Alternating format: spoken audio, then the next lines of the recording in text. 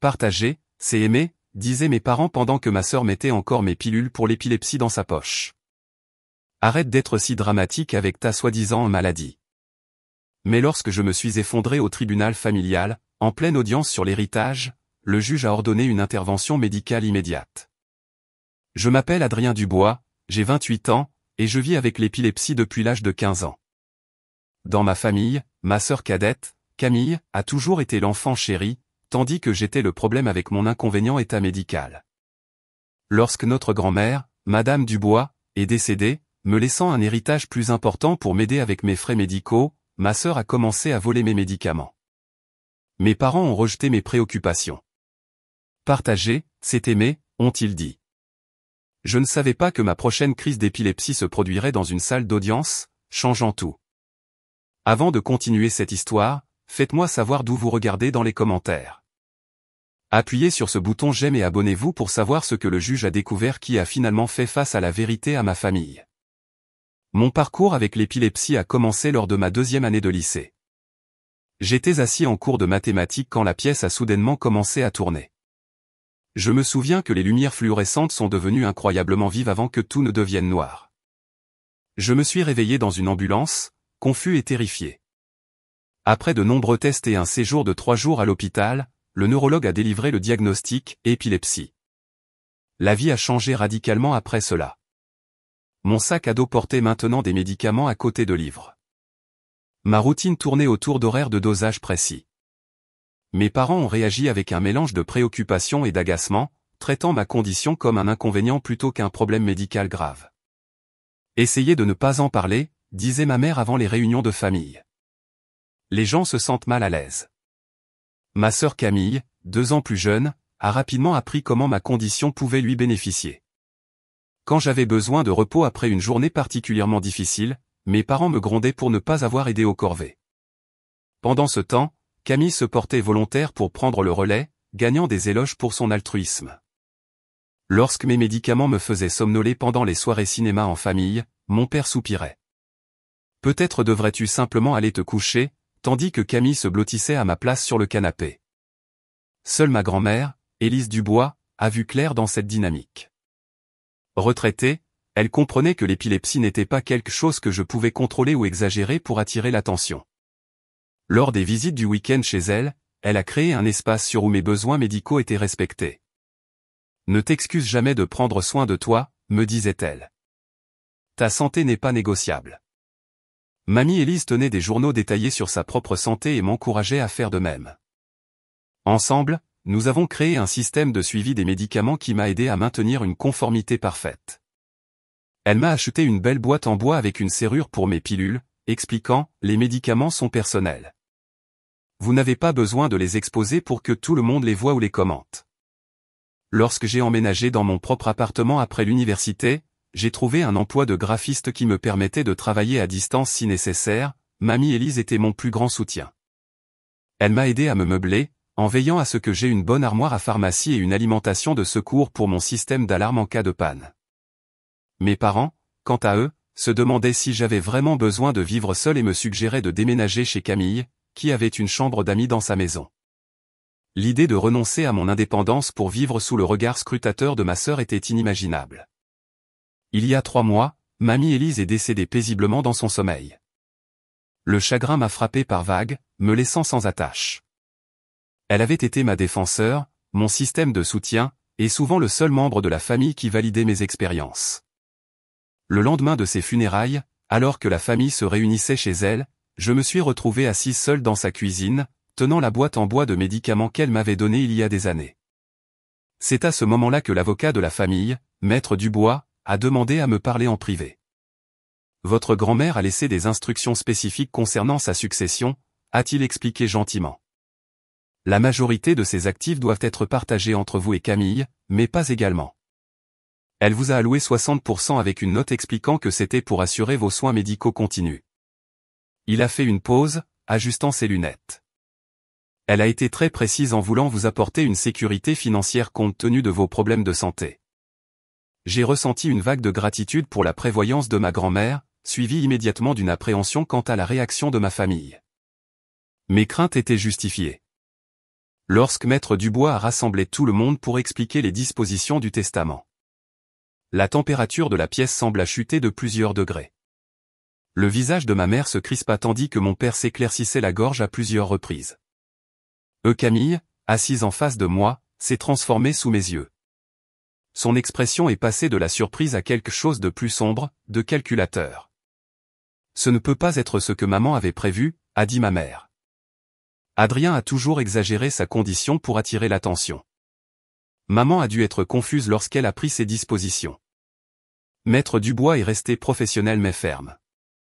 Élise Dubois était de toute son entière conscience. Nous avons longuement discuté de ses souhaits et elle a été très claire sur ses raisons. Ce soir-là, alors que les membres de la famille s'éloignaient de la maison de mamie pour la dernière fois, Camille m'a coincé dans le couloir. « Tu penses avoir gagné, n'est-ce pas ?» a-t-elle murmuré. Toujours à jouer la carte de la maladie. Eh bien, ce n'est pas fini.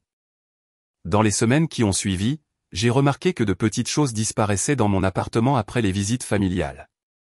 Une tasse préférée, une photo de mamie et moi, assez petite pour que je me pose des questions sur ma propre mémoire. Faim et de croisement de la champ. Est-ce que je devenais oublieuse à cause du stress?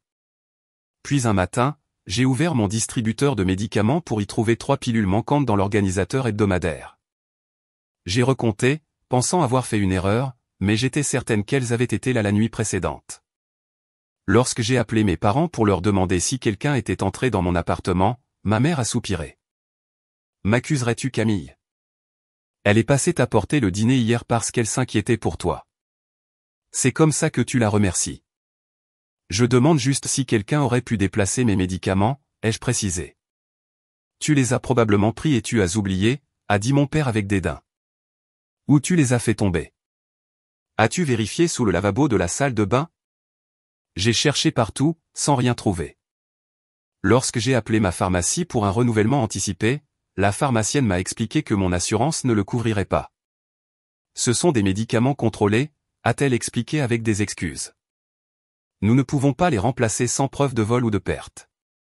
2 jours plus tard, Maître Dubois a appelé pour fixer une date d'audience. Le testament était formellement contesté par ma sœur avec le soutien de mes parents. Il prétendait que mamie Élise avait été indûment influencée par moi pendant ces dernières années. Alors que je raccrochais le téléphone, j'ai remarqué que mon distributeur de médicaments avait été légèrement déplacé sur le comptoir. L'ouvrant avec des mains tremblantes, j'ai découvert une autre pilule manquante. Un schéma se dessinait, et avec lui, une réalisation terrifiante. Quelqu'un ciblait non seulement mon héritage mais aussi ma santé. Après le 2e incident de disparition de médicaments, j'ai su que je devais prendre des précautions sérieuses.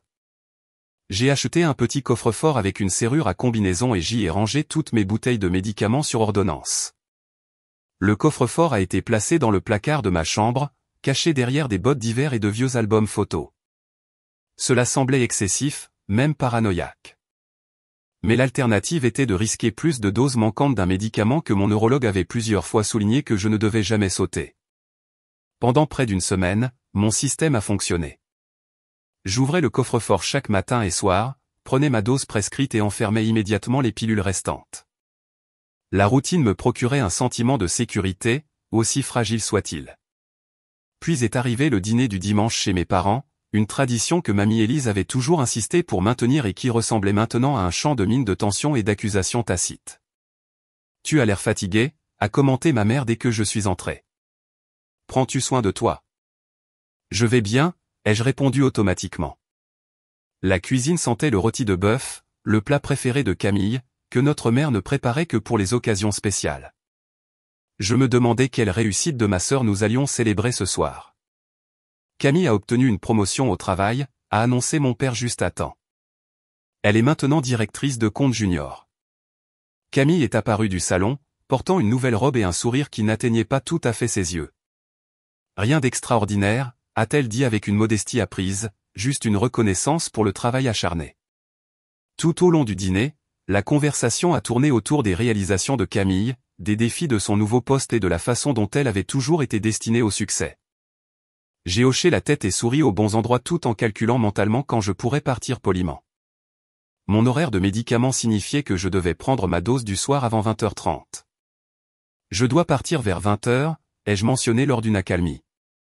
J'ai une réunion client importante demain matin. Ma mère a froncé les sourcils. Mais j'ai fait ta tarte aux pommes préférée pour le dessert. Sûrement, tu peux rester un peu plus longtemps. Je ne peux vraiment pas. J'ai mon horaire de médicaments à respecter. Mon père a posé sa fourchette avec un cliquetis. Toujours les médicaments. Toujours l'horaire. La vie demande de la flexibilité, Adrien. L'épilepsie, non, ai-je répondu en essayant de garder la voix calme. Sauter des doses peut déclencher des crises. Je pense que ce que papa veut dire, a interrompu Camille avec douceur, c'est que parfois, le temps en famille devrait être prioritaire. Nous te voyons à peine maintenant. Avant que je puisse répondre, Camille s'est levée. Je vais prendre du café. Adrien, veux-tu m'aider? Dans la cuisine, pendant que Camille mesurait le café moulu, elle a demandé avec désinvolture, alors, comment te sens-tu vraiment depuis la disparition de mamie et tout le reste? Elle me manque, ai-je dit honnêtement. Elle comprenait ce que c'est que de vivre avec l'épilepsie. Ça doit être dur, a murmuré Camille, le dos tourné, alors qu'elle attrapait des tasses. De devoir tout gérer seule maintenant. Quelque chose dans son ton m'a mis mal à l'aise. Je me débrouille très bien. Bien sûr que tu le fais, a-t-elle dit en se retournant avec un sourire. Tiens, j'ai laissé mon téléphone dans mon sac dans la chambre d'amis. Peux-tu aller le chercher pendant que je finis ça? La demande semblait assez innocente, mais quand je suis retourné dans la cuisine après avoir récupéré son téléphone, j'ai remarqué que Camille s'éloignait à la hâte de ma veste accrochée près de la porte. Elle est retournée à la cafetière. Ses mouvements étaient trop décontractés, trop délibérés. J'ai trouvé des excuses peu après, prétendant être fatigué. De retour dans mon appartement, je suis allé directement à mon coffre-fort, j'ai entré le code et j'ai vérifié le nombre de pilules. Tout était en ordre. Soulagé, mais toujours mal à l'aise, j'ai pris ma dose du soir et je me suis couché. Le lendemain matin, je me suis réveillé avec un message de Camille. J'ai laissé mon écharpe chez toi la semaine dernière. Je passe la chercher vers midi, si ça te va. Je n'avais aucun souvenir que Camille ait laissé une écharpe, mais j'ai répondu par un simple « OK » avant de me rendre au travail.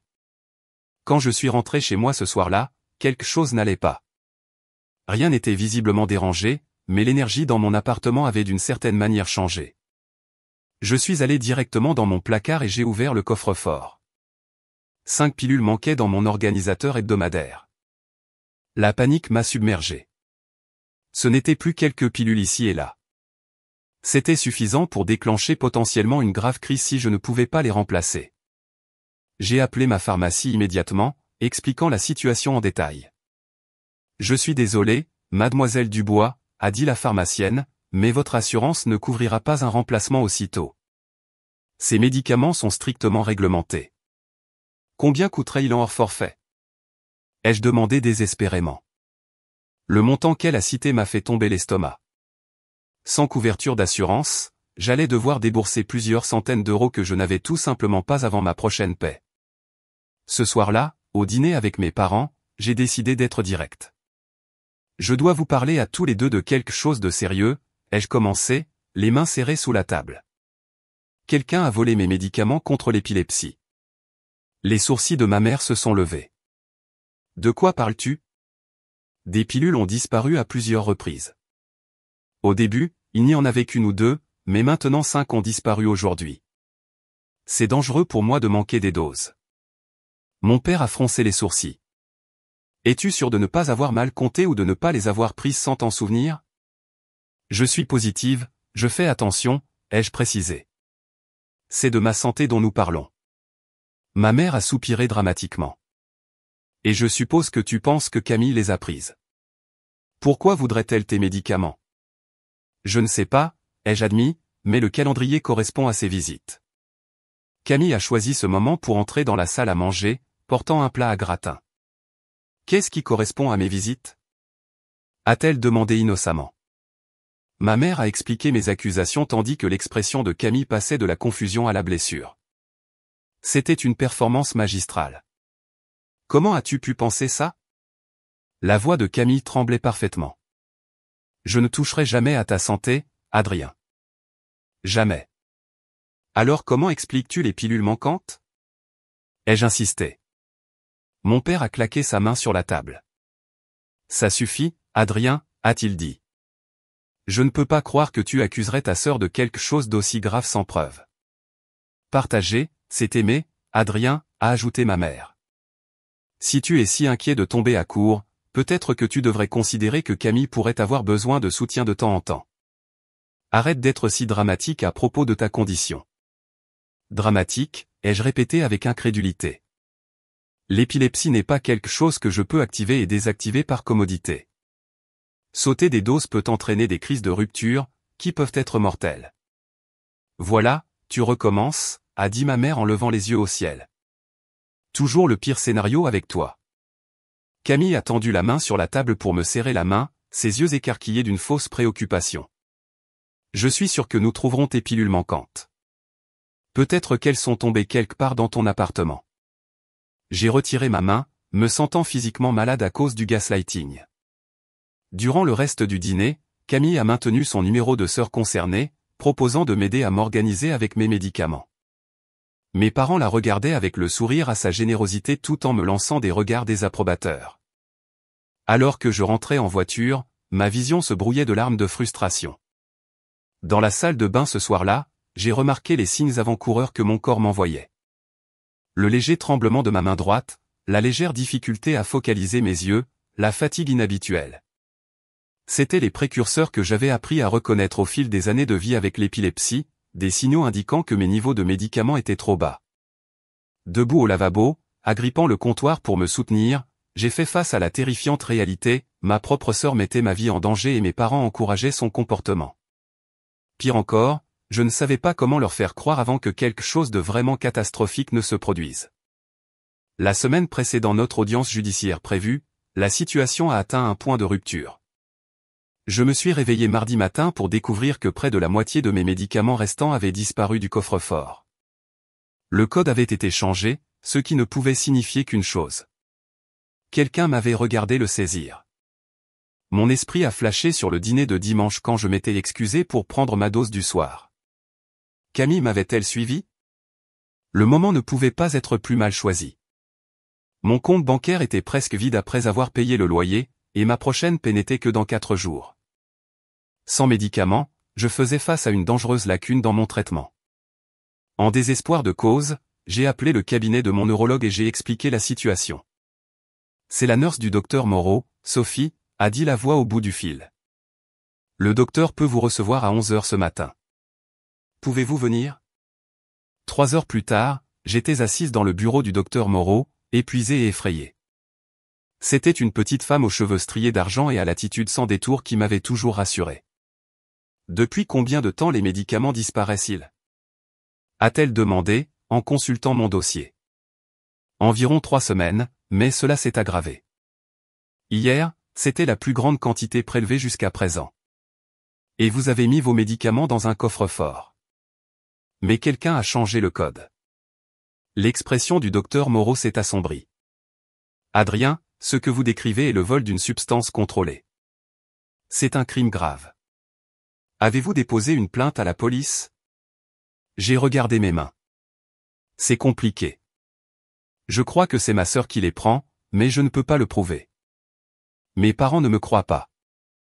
Votre sœur, le docteur Moreau a levé vivement les yeux. Pourquoi prendrait-elle des médicaments antiépileptiques? Nous sommes en bataille juridique pour l'héritage de notre grand-mère. Elle m'a laissé plus à cause de mes frais médicaux. Ma sœur conteste le testament. La compréhension a illuminé les yeux du docteur Moreau. Donc, cela pourrait être une tentative de vous discréditer ou peut-être pire, de déclencher une crise médicale. La possibilité, prononcée par un professionnel de la santé, m'a donné des frissons. Je n'y avais pas pensé de cette façon. Le docteur Moreau tapait rapidement sur son ordinateur. Je documente tout ce que vous m'avez dit. C'est potentiellement mortel, Adrien. Sans vos médicaments, vous êtes à haut risque de crise de rupture, qui pourrait entraîner un état de mal épileptique. État de mal épileptique, ai-je répété. Un état de crise prolongée qui peut causer des lésions cérébrales permanentes ou la mort si elle n'est pas traitée rapidement. Elle m'a regardé par-dessus ses lunettes. Je ne saurais trop insister sur la gravité de la situation. Le docteur Moreau m'a prescrit une réserve d'urgence de médicaments, écrivant une lettre à la pharmacie expliquant la nécessité médicale. Elle m'a également fourni des documents de notre visite et de ses préoccupations concernant le potentiel vol de médicaments. Je veux que vous envisagiez de montrer cela à la police, m'a-t-elle dit en me tendant les papiers. Et au juge si nécessaire, votre santé doit être protégée. Avec la lettre du médecin, la pharmacie a fourni une réserve d'urgence de 5 jours, bien que je doive toujours payer de ma poche. C'était cher, mais cela me protégerait jusqu'après la date du procès. J'ai ressenti un petit soulagement en avalant la dose du soir. Le lendemain, j'ai essayé de montrer à mes parents la documentation du docteur Moreau. Des dossiers médicaux. Vraiment, Adrien? Ma mère a à peine regardé les papiers. Cela semble excessif. Le docteur Moreau pense que quelqu'un cible délibérément mes médicaments, ai-je dit. Elle dit que c'est dangereux et potentiellement criminel. Mon père a secoué la tête. Et tu as montré ça à ce médecin de nos affaires privées. Tu lui as parlé du litige successoral. Qu'est-ce qui te prenait? Je pensais que je ne voulais pas avoir de crise ni mourir parce que quelqu'un vole mes médicaments, ma voix a augmenté malgré mes efforts pour rester calme. Maintenant, tu essaies juste de manipuler la situation, a dit ma mère froidement. Utiliser ta condition pour obtenir de la sympathie devant le tribunal. C'est transparent, Adrien. Mon père a hoché la tête en signe d'approbation. C'est bas, même pour toi. Essayer de dépeindre Camille comme une criminelle pour influencer l'affaire successorale.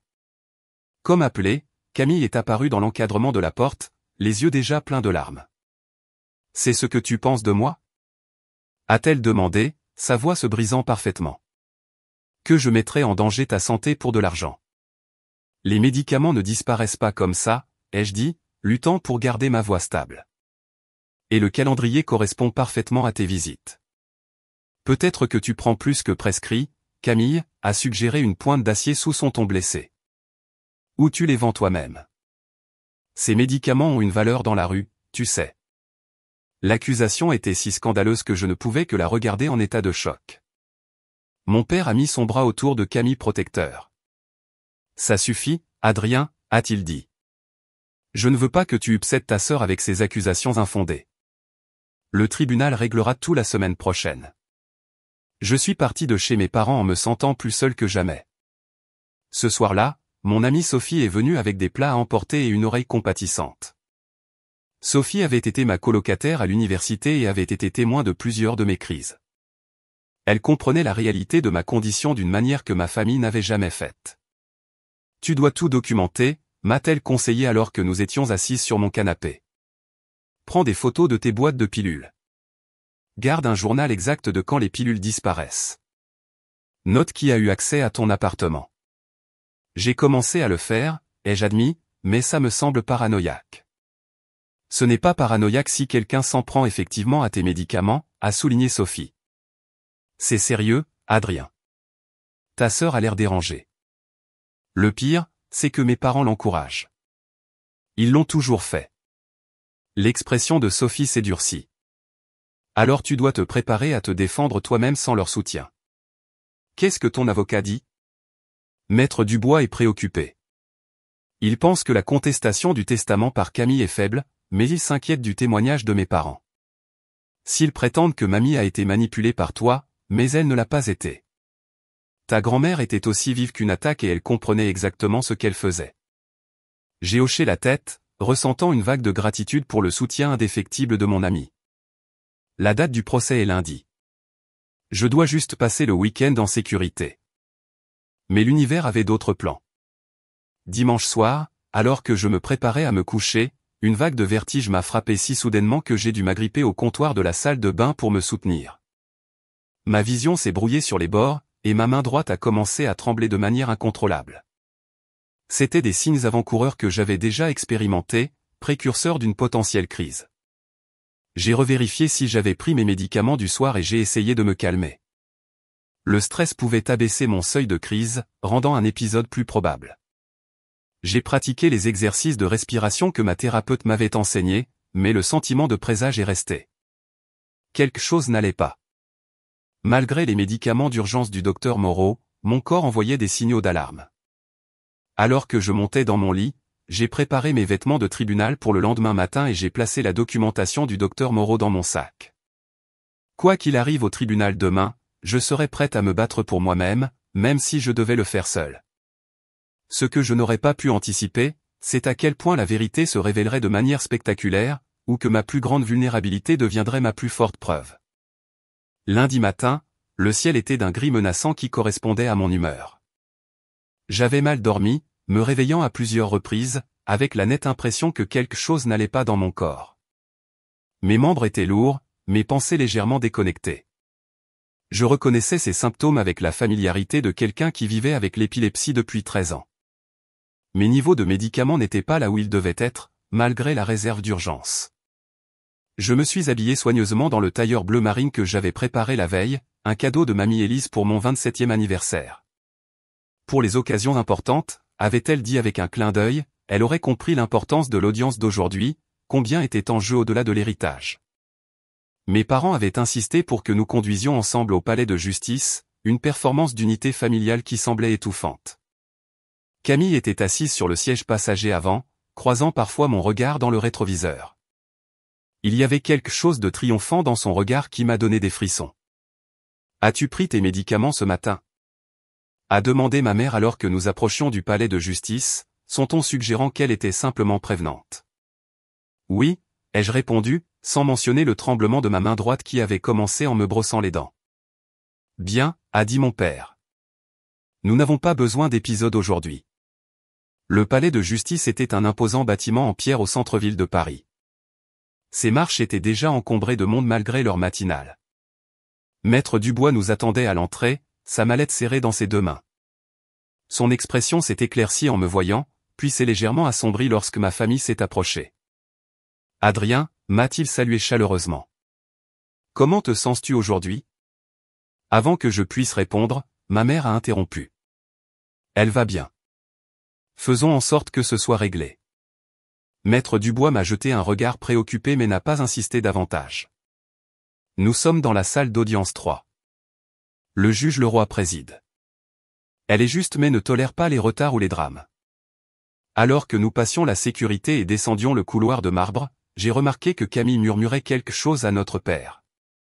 Il a hoché la tête, son expression se durcissant en me regardant. Quoi qu'elle ait dit, cela avait renforcé sa position contre moi. La salle d'audience 3 était plus petite que ce que j'imaginais, avec des bancs en bois poli et des murs de lambris sombres. Une poignée d'autres personnes étaient déjà assises, principalement des professionnels du droit en costume. L'avocate de Camille, une femme au visage fin nommée Maître Bernard, attendait à la table de la défense. Elle et Camille ont échangé un regard qui semblait chargé de sens. Nous avons pris nos sièges à la table des demandeurs, Maître Dubois disposant méticuleusement ses documents. Les lumières fluorescentes au-dessus me semblaient exceptionnellement vives, chacune entourée d'une légère aura. Un autre signe d'alerte. J'ai plongé la main dans mon sac pour chercher mes médicaments d'urgence. Une seule dose que je gardais pour des situations comme celle-ci, mais mes doigts n'ont trouvé que de l'espace vide là où le boîtier de pilules aurait dû se trouver. La panique m'a submergé. Je me souvenais distinctement de l'avoir mis dans mon sac la nuit dernière, en vérifiant 2 fois pour m'assurer qu'il était bien là. Maintenant, il avait disparu. J'ai levé les yeux pour voir Camille me regarder, le coin de sa bouche soulevé en un sourire subtil. « Que tout le monde se lève pour l'honorable juge », a appelé le huissier.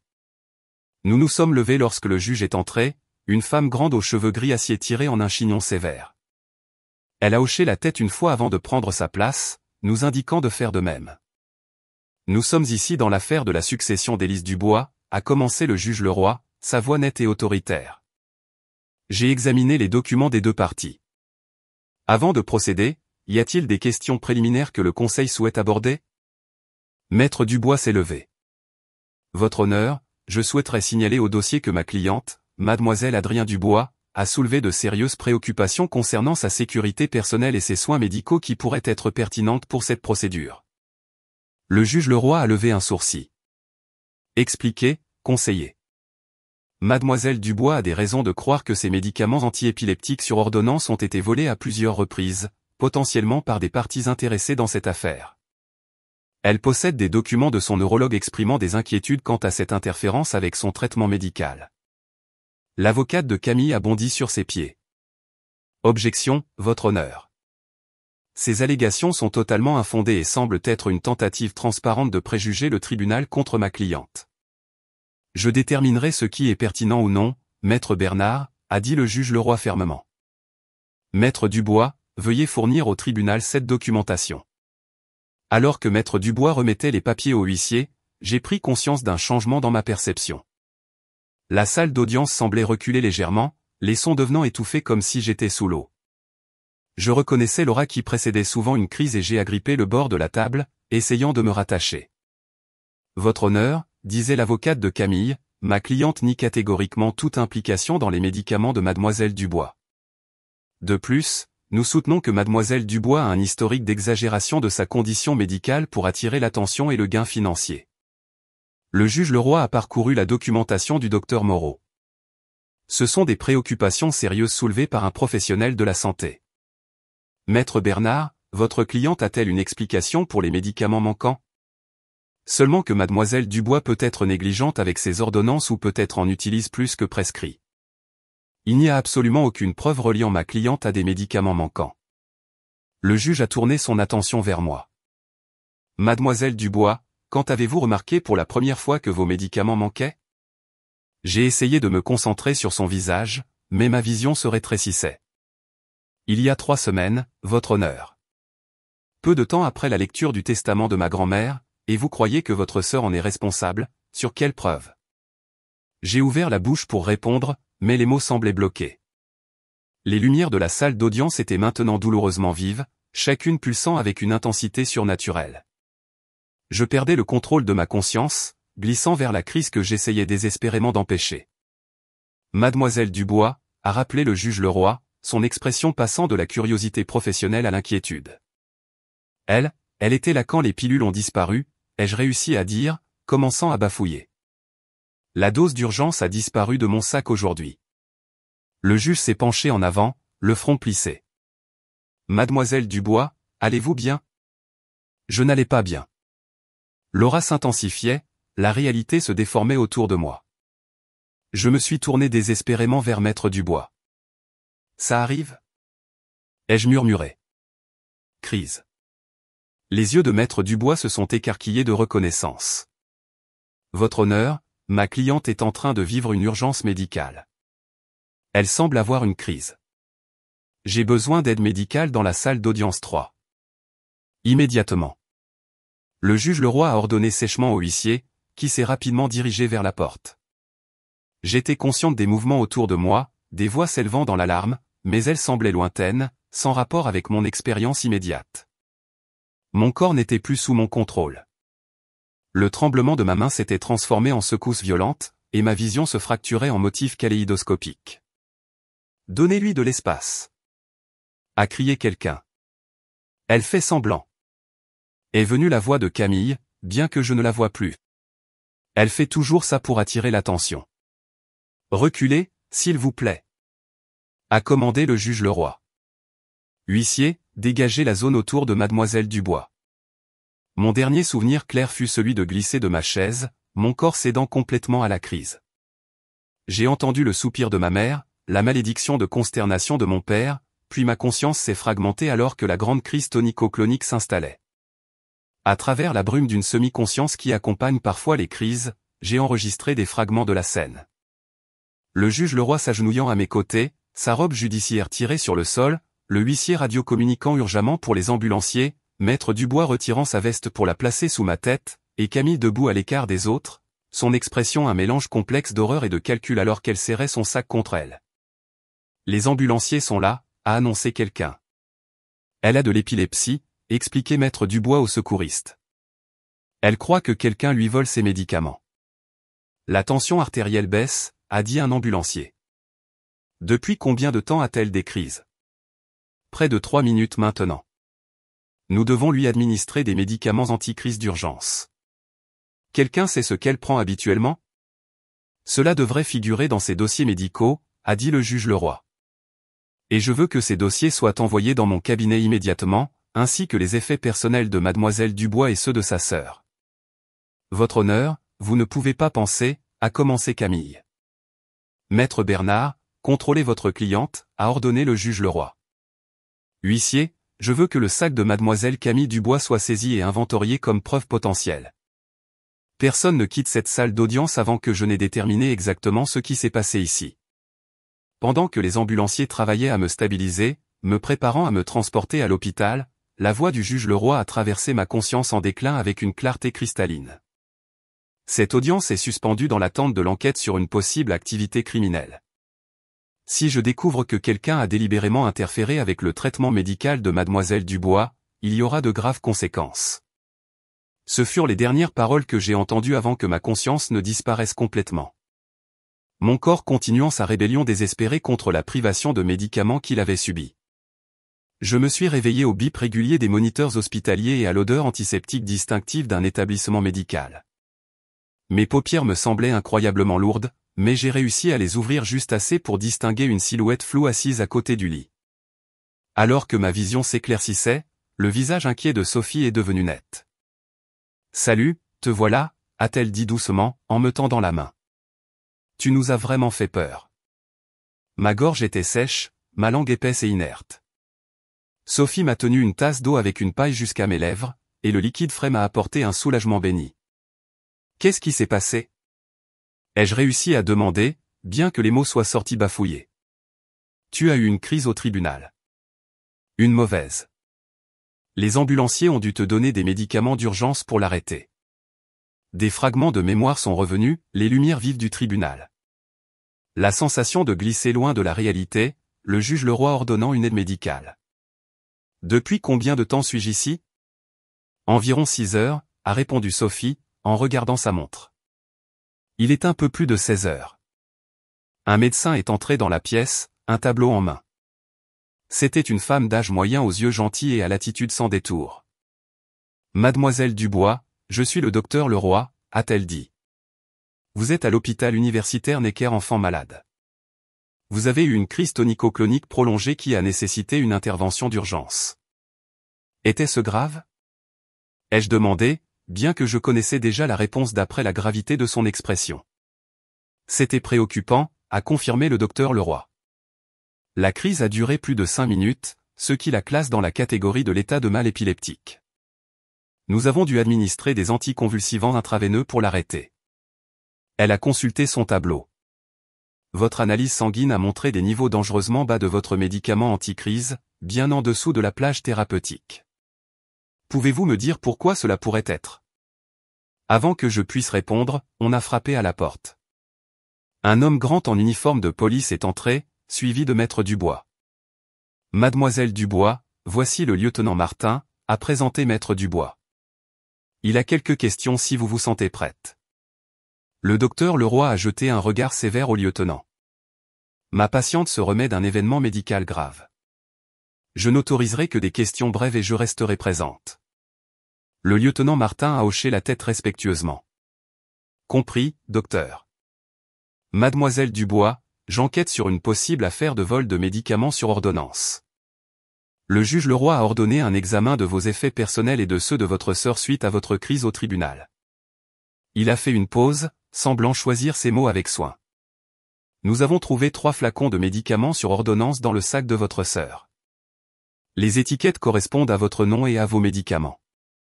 La confirmation de ce que je soupçonnais m'a frappé physiquement. Malgré mes soupçons, une partie de moi avait espéré que j'avais tort à propos de Camille. Elle les prend depuis des semaines, ai-je dit, ma voix maintenant plus forte. De petites quantités d'abord, puis de plus en plus. Quand avez-vous remarqué pour la première fois que des médicaments manquaient ? A demandé le lieutenant Martin, en sortant un petit carnet. J'ai raconté le déroulement des événements, les premières pilules manquantes après les funérailles de mamie. Le vol croissant, mes tentatives pour sécuriser les médicaments, les confrontations avec ma famille, et enfin la disparition de ma dose d'urgence ce matin même. Et vos parents étaient au courant de vos préoccupations ? A-t-il demandé. Je leur ai dit à plusieurs reprises. Ils ont rejeté. Ils ont dit que j'étais dramatique ou que j'essayais de manipuler la situation à cause du litige successoral. Le lieutenant Martin prenait des notes. Pendant que Maître Dubois complétait les détails sur le testament contesté. Le tribunal a ordonné des analyses de sang pour confirmer vos niveaux de médicaments, a ajouté le docteur Leroy. Les résultats sont concluants. Vous avez environ 30% de la concentration attendue dans votre système, ce qui correspond à des doses manquées sur plusieurs jours. Un léger coup à la porte nous a interrompus et une nurse a passé la tête. Les parents sont encore là, exigeant de la voir. L'expression du docteur Leroy s'est durcie. Laissez-les entrer, mais seulement brièvement, et ils doivent être surveillés. Mes parents sont entrés prudemment, leur confiance habituelle visiblement diminuée. Le mascara de ma mère était taché, la cravate de mon père défaite. Ils avaient l'air secoués. Adrien, a commencé ma mère, sa voix inhabituellement hésitante. Nous ne savions pas. Tu dois croire ça. Tu ne savais pas quoi? Ai-je demandé, bien que je savais exactement ce qu'elle voulait dire. Ils ont trouvé tes pilules dans le sac de Camille, a dit mon père, la voix creuse. Toutes? Celles de ce matin et d'autres. Je vous avais dit qu'elle les prenait, leur ai-je rappelé, incapable de garder l'amertume dans ma voix. Je vous l'ai dit encore et encore. Nous pensions que tu exagérais, a murmuré ma mère. Tu semblais toujours gérer ta condition très bien parce que je prenais mes médicaments correctement. Le moniteur cardiaque à côté de moi BIPE plus vite, reflétant ma colère croissante jusqu'à ce que Camille commence à le voler. Monsieur et Madame Dubois, a interrompu le lieutenant Martin, votre fille a subi une urgence médicale potentiellement mortelle aujourd'hui, résultant directement du vol de médicaments. Comprenez-vous la gravité de ce qui s'est passé? Mon père a hoché la tête muettement tandis que ma mère s'essuyait les yeux avec un mouchoir. Où est Camille maintenant? Ai-je demandé. Mes parents ont échangé des regards. Au poste de police, a finalement répondu mon père. Il l'interroge. Elle a avoué, a ajouté ma mère, la voix brisée. Quand ils ont trouvé les pilules, elle a juste craqué. Elle a dit qu'elle ne voulait jamais que tu tombes si malade, qu'elle voulait juste te discréditer avant l'audience. La révélation aurait dû apporter une satisfaction, mais je n'ai ressenti qu'une profonde tristesse. Elle aurait pu me tuer, a dit le détective à voix basse. L'état de mal épileptique, ils l'ont appelé. Ils ont dit que cela peut être fatal. Le docteur Leroy a hoché la tête gravement. Les crises prolongées peuvent causer des lésions cérébrales permanentes ou la mort si elles ne sont pas traitées rapidement. Mademoiselle Dubois a eu de la chance d'être dans un lieu public où l'aide était immédiatement disponible. Si j'avais été seul dans mon appartement, je n'avais pas besoin de finir la pensée. Tout le monde dans la pièce comprenait l'implication. Le juge Leroy veut vous voir lorsque vous serez rétabli, m'a dit Maître Dubois. Elle a été très troublée par ce qui s'est passé dans sa salle d'audience. Elle a placé une saisie sur toutes les procédures relatives à la succession de votre grand-mère en attendant l'issue de l'enquête criminelle. Le lieutenant Martin a fermé son carnet. Nous aurons besoin d'une déclaration formelle de votre part lorsque vous vous sentirez plus forte, mademoiselle Dubois. Mais je veux que vous sachiez que nous prenons cela très au sérieux.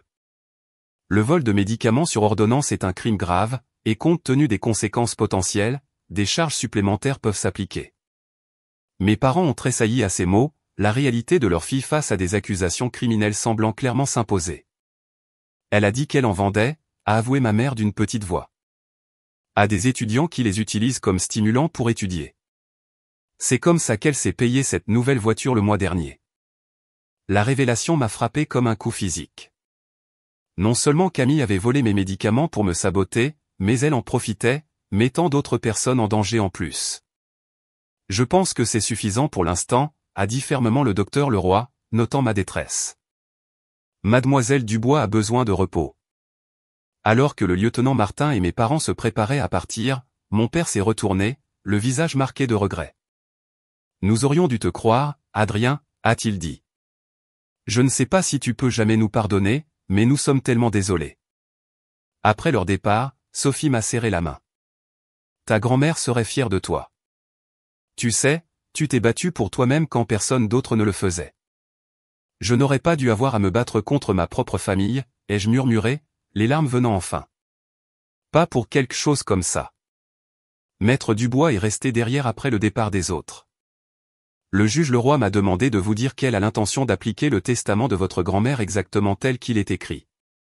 Elle pense qu'Élise Dubois avait un excellent jugement quant à ce dont ses petites filles avaient besoin. Il a fait une pause, ajustant ses lunettes. Elle a également mentionné qu'il pourrait y avoir des motifs pour une action civile si vous souhaitiez poursuivre cette voie. J'ai secoué la tête, épuisé. Je veux juste ma santé et ma paix. Bien sûr, a-t-il dit en hochant la tête. Reposez-vous maintenant. Nous pourrons discuter des détails lorsque vous serez plus forte. Alors qu'il partait, je me suis affalé contre les oreillers de l'hôpital, épuisé, mais avec un étrange sentiment de validation. Après des années d'avoir ma condition minimisée et rejetée, la vérité avait enfin été révélée de la manière la plus dramatique possible. Le prix avait été élevé, presque ma vie, mais le gaslighting était terminé. Les médicaments s'écoulant dans ma perfusion m'ont apporté un soulagement béni, mon corps revenant progressivement à son état correctement médicamenteux. Alors que je dérivais vers le sommeil, je me suis souvenu des paroles de mamie Élise, « Ta santé n'est pas négociable. » Elle avait raison, comme elle était si souvent. L'héritage qu'elle m'avait laissé n'était pas seulement une question d'argent. C'était une question de validation de mes besoins et de reconnaissance de ma réalité. Il avait fallu une crise dans une salle d'audience pour que ma famille voie la vérité. Mais enfin, indéniablement, elle était forcée d'y faire face. Une semaine après ma crise au tribunal, je me suis retrouvé une fois de plus devant le juge Leroy, cette fois-ci stable sur mes pieds et les yeux clairs. La salle d'audience était la même, mais tout le reste avait changé. Maître Dubois se tenait à mes côtés, sa présence rassurante, un contraste saisissant avec la tension de notre précédente comparution. Mademoiselle Dubois, m'a salué le juge Leroy, son visage sévère s'adoucissant légèrement. Je suis ravi de vous voir rétabli. Comment vous sentez-vous? Beaucoup mieux, votre honneur. Merci, ai-je répondu. Ma voix était plus forte qu'elle ne l'avait été depuis des semaines. Mes niveaux de médicaments étaient enfin stabilisés sous une surveillance médicale attentive. Très bien. Procédons à l'affaire en question. Elle a ajusté ses lunettes et a regardé la salle d'audience avec un regard autoritaire. Mes parents étaient assis dans la galerie, sobres et incertains, un changement spectaculaire par rapport à leur confiance précédente. Camille était remarquablement absente, représentée seulement par son avocate, Maître Bernard, qui avait l'air distinctement mal à l'aise. Ce tribunal a examiné les faits de cette affaire de manière approfondie, a commencé le juge Leroy. Ce qui s'est passé dans cette salle d'audience la semaine dernière n'était pas simplement une urgence médicale, mais le résultat direct d'un comportement criminel qui a mis en danger la vie de mademoiselle Adrien Dubois. Elle a fixé ses yeux sur mes parents. Monsieur et madame Dubois. Je suis profondément troublé par votre rôle dans ces événements. Bien que vous n'ayez pas volé les médicaments de votre fille vous-même, votre rejet persistant de ses préoccupations a permis que cette situation dangereuse se poursuive. Ma mère s'est essuyé les yeux avec un mouchoir tandis que mon père regardait ses mains. Quant à Camille Dubois, a poursuivi le juge, les poursuites pénales contre elle auront lieu dans un tribunal séparé. Cependant, ces actions ont une incidence directe sur la question de la succession d'Élise Dubois. Le juge Leroy a soulevé un document.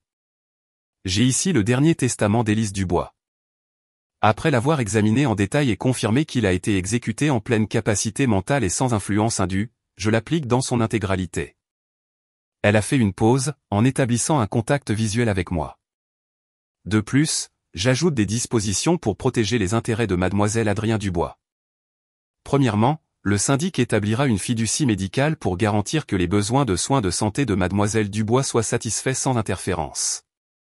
Deuxièmement, j'émets une ordonnance restrictive empêchant Camille Dubois d'avoir tout contact avec Adrien Dubois ou accès à sa résidence ou à son lieu de travail. Maître Bernard s'est levé pour objecter, mais le juge Leroy l'a réduite au silence d'un geste de la main. Conseiller. Votre cliente fait face à des accusations criminelles pour vol de médicaments sur ordonnance avec intention de distribution, ainsi qu'à des accusations potentielles de mise en danger imprudente. Je vous suggère de concentrer vos énergies sur sa défense pénale plutôt que de contester ses mesures protectrices raisonnables. La finalité dans son ton ne laissait aucune place à la discussion. Alors que Maître Bernard se rasseyait, le juge Leroy tourna son attention vers mes parents. Monsieur et madame Dubois. Bien que vous n'ayez aucune responsabilité légale dans cette affaire, je vous prie de réfléchir profondément à votre responsabilité morale. La préférence que vous avez montrée pour une fille par rapport à l'autre, et votre volonté de rejeter de sérieuses préoccupations médicales ont failli avoir des conséquences fatales. Mon père a hoché la tête solennellement tandis que ma mère pleurait silencieusement. Cette cour est ajournée. D'un coup de marteau décisif, le juge Leroy a clos la procédure. En dehors de la salle d'audience, mes parents se sont approchés avec hésitation, gardant une distance respectueuse comme s'ils craignaient que je ne me brise. Adrien, a commencé mon père, la voix rauque d'émotion. Nous ne savons pas quoi dire. Il n'y a rien à dire, ai-je répondu, non sans méchanceté, mais fermement. Camille fait face aux conséquences de ses actions. Et maintenant, vous faites face aux conséquences des vôtres. Nous n'aurions jamais pensé qu'elle. C'est ça le problème, ai-je interrompu. Vous n'avez jamais pensé à moi du tout. Mon épilepsie a toujours été un inconvénient, quelque chose à minimiser ou à ignorer. Mamie était la seule à le prendre au sérieux. Nous voulons arranger les choses, a insisté mon père. Quoi qu'il en coûte. Je les ai regardés attentivement.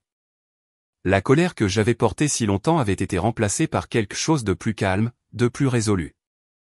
Je ne peux pas vous dire comment faire cela. C'est un travail que vous devez comprendre par vous-même.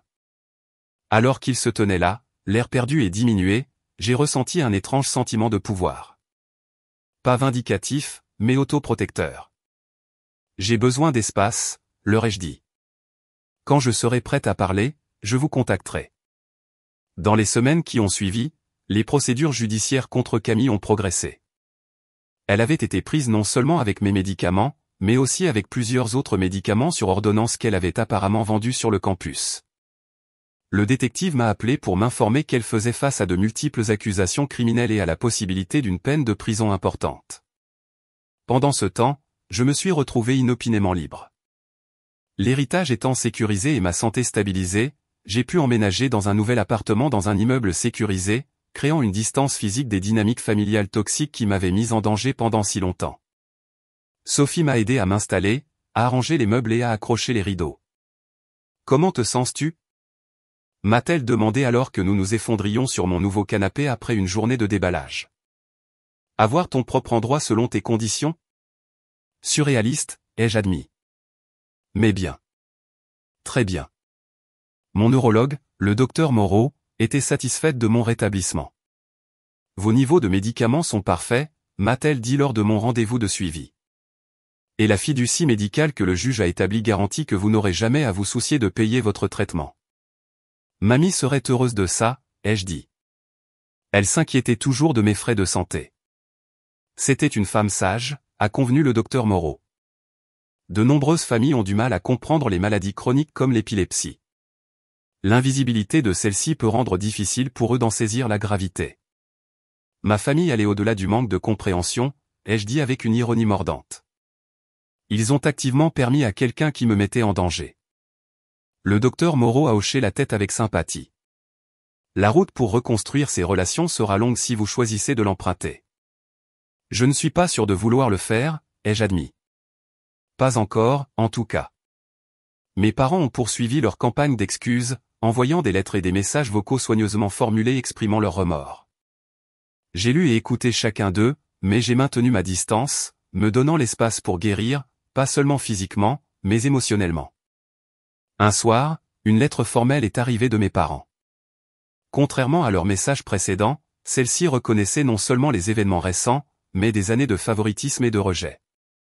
Nous t'avons échoué, ont-ils écrit. Pas seulement dans la question de tes médicaments, mais en reconnaissant et en respectant tes besoins tout au long de ta vie. Nous suivons des cours de conseil familial pour comprendre nos schémas de comportement et comment ils t'ont blessé. Nous n'attendons pas le pardon, mais nous voulons que tu saches que nous sommes déterminés à changer. C'était la première communication qui semblait authentique, qui allait au-delà d'une excuse superficielle pour une véritable reconnaissance. Je n'ai pas répondu immédiatement, mais j'ai plié la lettre avec soin et l'ai placée dans le tiroir de mon bureau. Une petite graine de possibilité avait été plantée. Camille, quant à elle, avait été envoyée dans un programme de réadaptation dans le cadre d'un accord de plaidoyer. Le procureur m'a appelé pour m'informer qu'elle faisait face à de multiples accusations criminelles et à la possibilité d'une peine de prison importante. Elle m'a demandé si elle pouvait écrire, a dit le procureur.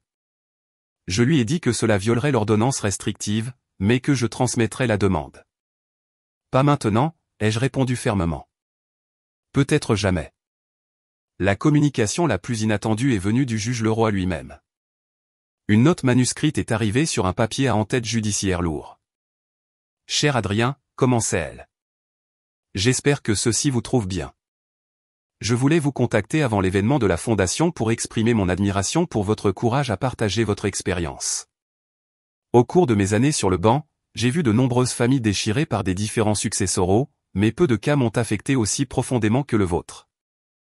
Votre grand-mère serait fière de la façon dont vous honorez son héritage, non seulement en gérant judicieusement votre héritage, mais en devenant une défenseur des personnes atteintes d'épilepsie. J'ai hâte de vous voir à l'événement. Cordialement, Catherine Leroy. La note m'a fait verser des larmes, non pas de tristesse, mais d'un sentiment de validation. Le juge Leroy avait été témoin de l'un des moments les plus vulnérables de ma vie. Pourtant, elle avait vu de la force là où je ne ressentais que de l'impuissance. Ce soir-là, j'ai assisté à ma première réunion de groupe de soutien pour l'épilepsie dans un centre communautaire du centre-ville. 8 personnes étaient assises en cercle, allant d'un adolescent avec sa mère à un homme âgé aux lunettes épaisses. La facilitatrice, une femme nommée Janine, qui vivait avec l'épilepsie depuis 20 ans, m'a accueilli chaleureusement. « Voulez-vous vous présenter » m'a-t-elle demandé gentiment. J'ai pris une profonde inspiration. Je m'appelle Adrien. Je souffre d'épilepsie depuis l'âge de 15 ans. Pendant longtemps, je me suis senti très seul avec cette condition, mais j'essaie de changer cela. Le groupe a hoché la tête avec encouragement, et une par une, ils ont partagé leurs propres histoires.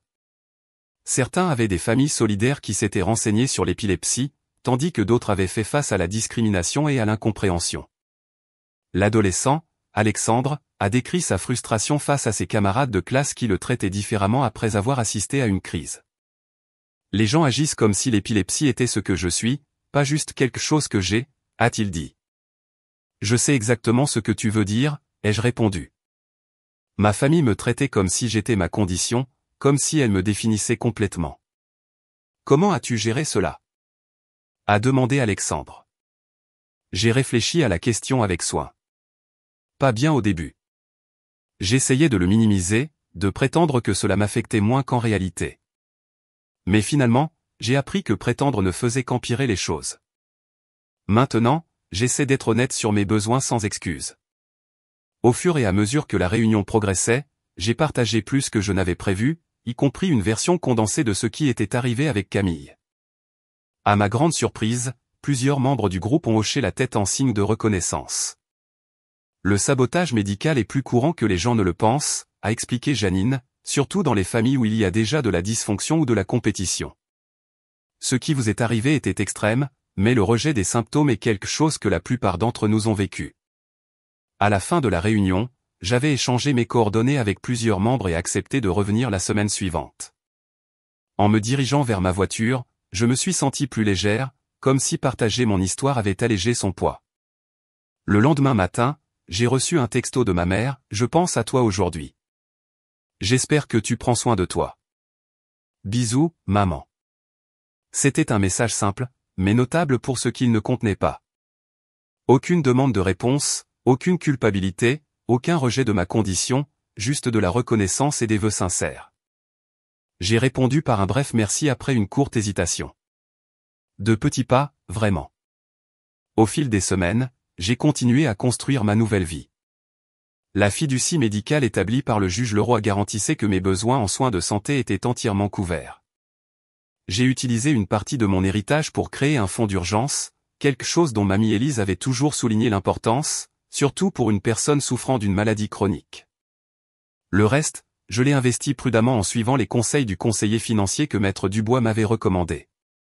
Votre grand-mère voulait vous apporter la sécurité, m'avait-il expliqué, non seulement pour les besoins immédiats, mais pour l'avenir.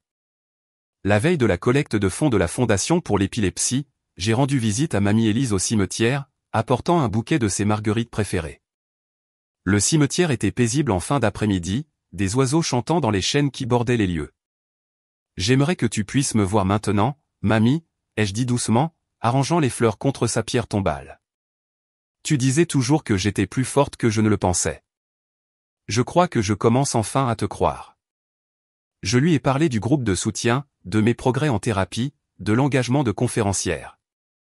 Cela semblait juste de partager ces étapes avec elle, même si c'était symboliquement. Je ne suis plus en colère, ai-je réalisé à voix haute. Ni contre maman et papa, ni même contre Camille. Je suis juste libre. La soirée de la collecte de fonds est arrivée avec un temps parfait au début de l'automne.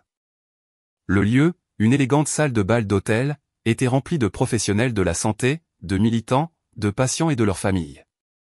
Le juge Leroy m'a retrouvé avant le début du programme, élégante dans un tailleur bleu marine, pas différent de ses robes judiciaires. Adrien, m'a-t-elle salué chaleureusement. Tu as l'air merveilleuse. Merci d'avoir suggéré que je m'implique, ai-je répondu. Cela a fait une telle différence.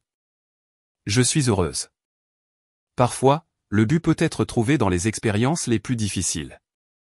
Quand mon tour est arrivé de parler, je me suis approché du podium avec un calme surprenant.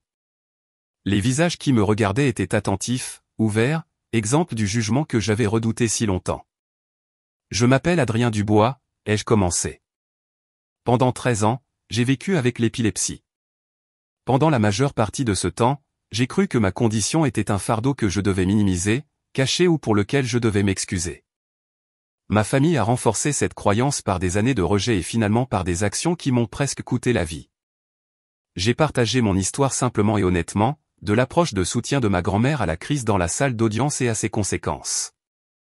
Ce que j'ai appris au cours de cette épreuve, ce n'était pas seulement sur l'épilepsie, mais sur l'autodéfense, sur le droit non négociable de faire prendre au sérieux mes besoins médicaux, sur le fait de m'entourer de personnes qui renforcent plutôt qui sapent mon bien-être. En parlant, j'ai remarqué quelques personnes s'essuyer les larmes, d'autres hochant la tête en signe de reconnaissance. Aujourd'hui, je ne suis pas défini par ce qui m'est arrivé, mais par la façon dont j'y ai réagi. Par les limites que j'ai fixées, la communauté que j'ai trouvée, et la voie que j'apprends encore à utiliser. Ma grand-mère m'a dit un jour que la santé n'est pas négociable. Je comprends maintenant que cela s'applique non seulement à la santé physique, mais aussi à la santé de nos relations, de notre estime de soi et de notre sens de l'agence. J'ai conclu avec des mots que j'avais soigneusement pesés. Si vous retenez une chose de mon histoire, laissez-la être celle-ci. Croyez-vous quand les autres ne le font pas. Faites confiance à votre expérience de votre propre corps et esprit, et sachez que vous méritez des soins qui honorent plutôt que qui rejettent votre réalité. Les applaudissements qui ont suivi étaient chaleureux et affirmants. Après la fin du programme officiel, plusieurs personnes se sont approchées pour partager leurs propres expériences de gaslighting médical et de déni familial. Chaque conversation a renforcé ce que le groupe de soutien avait commencé à m'apprendre. Je n'étais pas seul dans ma lutte et ma voix pouvait aider les autres à trouver la leur. Le juge Leroy m'a retrouvé alors que l'événement touchait à sa fin. C'était puissant, Adrien. Tu as un don pour le plaidoyer. J'apprends encore, ai-je admis, mais il me semble juste d'utiliser ce qui est arrivé pour aider les autres. C'est ainsi que la guérison fonctionne souvent, a-t-elle répondu avec réflexion. Nous transformons nos blessures en sagesse dont d'autres peuvent se servir. Alors que je rentrais chez moi ce soir-là, j'ai réfléchi au chemin parcouru au cours des 9 derniers mois. De l'effondrement terrifiant dans la salle d'audience à ce moment de but et de communauté, j'avais traversé un paysage de trahison, de vindication et finalement de réappropriation. L'héritage que mamie Élise m'avait laissé était précieux, certes, mais son véritable héritage résidait dans l'enseignement de rester ferme dans ma vérité, même lorsque ceux qui m'étaient les plus proches refusaient de la voir. Mon téléphone a émis un bip avec un texte alors que je me garais devant mon immeuble. C'était de Sophie. Tellement fière de toi ce soir. Ta grand-mère le serait aussi. J'ai souri, tapant en retour. Merci de m'avoir cru quand personne d'autre ne le faisait. À l'intérieur de mon appartement, j'ai suivi ma routine du soir avec le même soin que mamie Élise m'avait appris il y a des années. Alors que je triais mes médicaments dans la boîte à fermeture, j'en utilisais encore plus par habitude maintenant que par nécessité. J'ai ressenti un profond sentiment de paix. Ma santé n'était plus un champ de bataille, mais simplement une partie de moi, ni cachée ni exagérée, juste soignée honnêtement. Avez-vous déjà dû vous battre pour être cru à propos de quelque chose d'important dans votre vie? J'adorerais entendre vos histoires dans les commentaires ci-dessous. Aimez et abonnez-vous si cela vous a plu et partagez avec quelqu'un qui pourrait avoir besoin d'entendre que ces expériences sont valides même lorsque d'autres les rejettent. Merci de m'avoir écouté lors de mon parcours et rappelez-vous que la force de vous défendre est déjà en vous, même lorsque cela semble impossible. Jusqu'à la prochaine fois, Prenez soin de vous et les uns des autres.